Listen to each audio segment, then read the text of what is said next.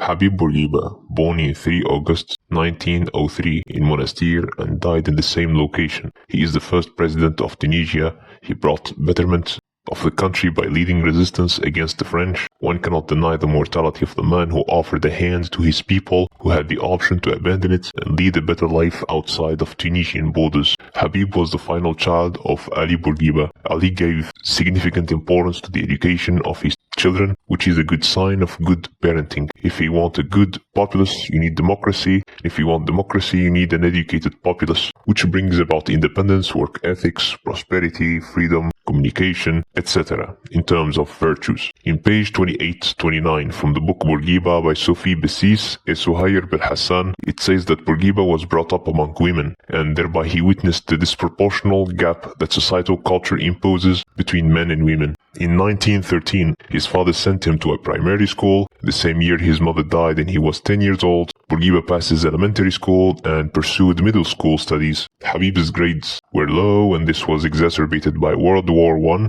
conditions. Inadequate supplies worsened his health, so he abandoned school and went to a hospital of Kef. He remained there several months. The locals welcomed him and he was influenced by them. Politics kindled his interest in nationalism. He wanted to go to France and study law, but his family considered him too unsuccessful to finance his studies. Habib enrolled in high school, where he achieved high grades in mathematics thanks to his new professor. He also studied philosophy, frequented the library, and had interest in history. Habib reached Paris, settled there, and enrolled in law school, where he obtained bachelor's degree in law and higher degree of political studies. During this period, he met his girlfriend, had his son, and then returned to Tunisia and married her. Bourghiba joined the Destour political party. He, along with some other people, denounced Christian rituals, deeming them as violation to the Islamic identity of Tunisians. He was prosecuted for it, and the contemporary government sought to buy the allegiance of the owner of the newspaper magazine, which caused Bourghiba to resign from it and create another with the helps of some other people who might or might not be politically involved. Bourghiba left the Destour party because they were meek. They punished him for attempting to create a riot as opposition to a governmental decision. As an outcast, Bourghiba launched a campaign